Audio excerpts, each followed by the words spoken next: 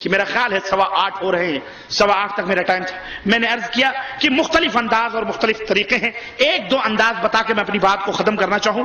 باتیں بہت سنو. کبھی کبھی کیا ہوتا ہے، ایسا بھی ہوتا ہے کہ غلطی کرنے والے کو احساس دلانا، کبھی کبھی کوئی غلطی کر لیتا ہے تو اللہ کے نبی کی تربیت ذرا دیکھو کس طرح سے کرتے ہیں. غلطی کر لیتا ہے، جب اسے سوال کرو تو اوٹ پٹانگ کی باتیں کرتا ہے، عذر لنگ بیان کرنا شروع کر دیتا ہے. لیکن ایک مربی کو، تربیت دینے والے کو کیا کرنا چاہیے؟ حضرت ایک صحابی ہیں، وہ کہتے ہیں، بڑا خوبصورت واقعہ ہے، ذرا سنو. حضرت خوات ابن جبیر کہتے ہیں کہ ہم نبی کریم صلی اللہ علیہ وسلم کے ہمراہ ساتھ میں مر زہران کے مکہ کے قریب ایک مقام ہے، وہاں پر ہم پڑاؤ ڈالے ہوئے تھے. میں اپنے خیمے سے نکلا، اچانک مجھے کچھ عورتیں ایک جگہ بیٹھ کر باتیں کرتی ہوئی نظر آئیں. مجھے یہ بڑا اچھا لگا کہ عورتیں بیٹھی ہوئی ہیں. انہوں نے کہا، میں اپنے خیمے میں واپس آیا، اچھا سچا کپڑا وپڑا پہنا، خوب ہاں خوشبو لگایا ہوگا، اچھا کپڑا پہن کر کے، بال وال سنوار کر کے میں بھی جا کے عورتوں کے پاس بیٹھ کے باتیں کرنے لگا. سنو، وہاں بیٹھ کر کے میں بیٹھ گیا، ان کی باتوں میں سننے لگا. اچانک رسول اللہ صلی اللہ علیہ وسلم تشریف لے آئے. دیکھا رسول اللہ صلی اللہ علیہ وسلم کو، انہوں نے کہنے لگے، جب میں نے رسول اللہ صلی اللہ علیہ وسلم کو دیکھا تو میں ڈر گیا اور اتنا خوف زدہ ہوا کہ میں بات کیا کروں، کوئی بات مجھ سے نہ بن پائی. اللہ کے نبی صلی اللہ علیہ وسلم نے پوچھا، کیا کر رہے ہو؟ انہوں نے کہا، اللہ کے نبی، میرا اونٹ بھاگ گیا تھا، میں اس کی رسی ڈھونڈ رہا ہوں. میرا اونٹ بھاگ گیا تھا، میں وہ رسی ڈھونڈ رہا ہوں، میں اس کی رسی کی تلاش کر رہا ہوں. نبی کریم صلی اللہ علیہ وسلم چل دیے، کچھ نہیں بولا آپ نے، آپ چل دیے. صحابی کہتے ہیں میں بھی پیچھے پیچھے چل پڑا. آپ نے اپنی چادر مبارک مجھے دے دی کہ پکڑ کے بیٹھو یہاں. میرا مطلب یہ تھا کہ یہیں رکے رہو. خود اللہ کے نبی قضائے حاجت کے لیے جھاڑی میں تشریف لے گئے. کہتے ہیں کہ آپ کی کمر مبارک کی سفیدی مجھے نظر آ رہی تھی. آپ صلی اللہ علیہ وسلم فارغ ہو کر آپ نے وضو کیا اور تشریف لائے تو آپ کے ریشے مبارک یعنی داڑھی مبارک سے سفید، آپ کے داڑھی مبارک کی سفیدی نظر، آپ کے داڑھی مبارک سے پانی ٹپک ٹپک گر رہا تھا. آپ نے فرمایا، ابو عبداللہ سنو، ابو عبداللہ تمہارے بھاگے ہوئے اونٹ کا کیا بنا؟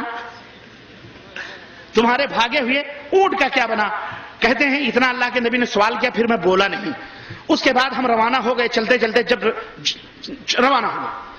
کہتے ہیں جب بھی رسول اللہ صلی اللہ علیہ وسلم مجھے کہیں بھی مدینے میں ملتے تو کہتے، ابو عبداللہ السلام علیکم، تمہارے بھاگے ہوئے اونٹ کا کیا بنا؟ سنو، تربیت کا ایک انداز دیکھو. تمہارے بھاگے ہوئے اونٹ کا کیا بنا؟ کہتے ہیں کہ یہ کیفیت دیکھ کر میں، مطلب یہ ہے کہ مدینہ پہنچ گیا اور نبی اکرم صلی اللہ علیہ وسلم کی مجلس میں شرم سے بیٹھنا ہی چھوڑ دیا کہ اب جب بھی دیکھیں گے یہ پوچھیں گے میں کیا جواب دوں گا. اب شرم سے میں بیٹھنا چھوڑ دیا.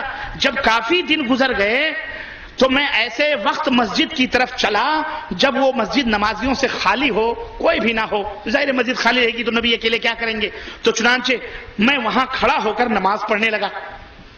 سنو، مسجد میں کھڑا ہو کے اکیلے نماز پڑھنے لگا. جناب رسول اکرم صلی اللہ علیہ وسلم بھی کسی حجرہ شریف میں سے نکل کر کے تشریف لے آئے اور ہلکی سی 2 رکعتیں پڑھ کر آپ بیٹھ گئے. لیکن جب میں نے یہ دیکھا کہ آپ نکل آئے ہیں، نماز پڑھ رہے ہیں، تو میں نے اپنی نماز لمبی کر دی.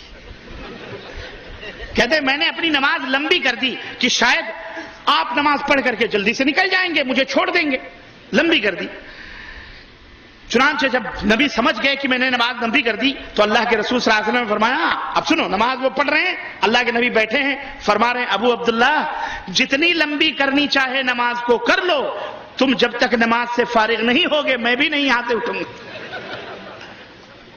یہاں سے میں نہیں اٹھوں گا.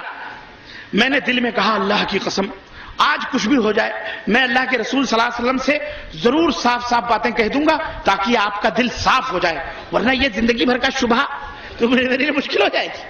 کہنے لگے، میں نے جلدی سے نماز پڑھی اور سلام پھیر لیا اور میں نے عرض کیا، ہاں تو میں نے سلام پھیرا تو آپ صلی اللہ علیہ وسلم نے کہا، ابو عبداللہ السلام علیکم، تمہارے بھاگے ہوئے اونٹ کا کیا بنا؟ گویا دیکھیں آپ، یہ ہے تربیت کا ایک انداز ہے نا. تمہارے بھاگے ہوئے اونٹ کا کیا بنا؟ میں نے عرض کیا، قسم ہے اس ذات کی اللہ کے نبی جس نے آپ کو حق کے ساتھ مبعوث فرمایا ہے، وہ اونٹ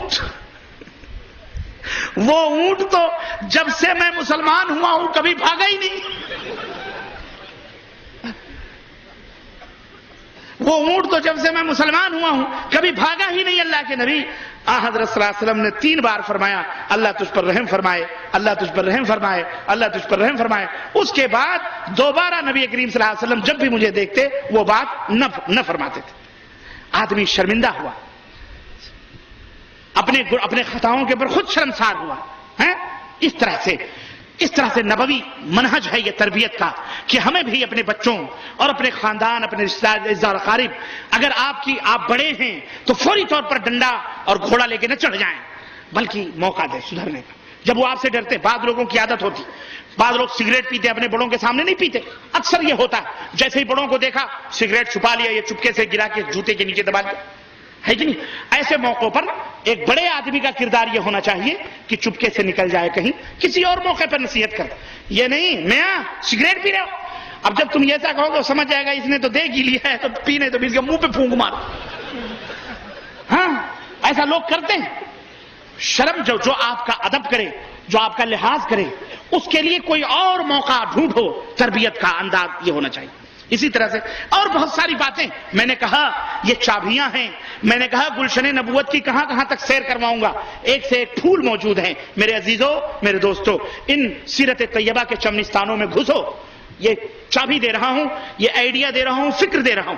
گھس کر نبی کریم صلی اللہ علیہ وسلم کے انداز تربیت, اسلوب تربیت, منہج تربیت کا کیا نمونے دیکھو. اللہ کے نبی نے کس طرح سے اپنی امت کی تربیت فرمائی ہے. اللہ عز و جل سے دعا ہے کہ اللہ تعالی ہمیں اور آپ کو نبوی منہج کے اپنانے کی توفیق عطا فرمائے. اور اللہ کے نبی اللہ تعالی ہم سب کو قیامت تک کے لیے, اللہ تعالی ہم سب کو قیامت کے دن ہماری گناہوں کی معافی فرمائے, اور ہم سب کو جنت الفردوس میں جگہ عطا فرمائے. اور اللہ تعالی ہم سب کے گناہوں کو معاف فرمائے, ہمارے والدین کے اوپر رحم فرمائے. اور اللہ تعالی اعوذ باللہ من الشیطان الرجیم. لا تہنوا ولا تحزنوا وانتم الاعلون ان کنتم مؤمنین.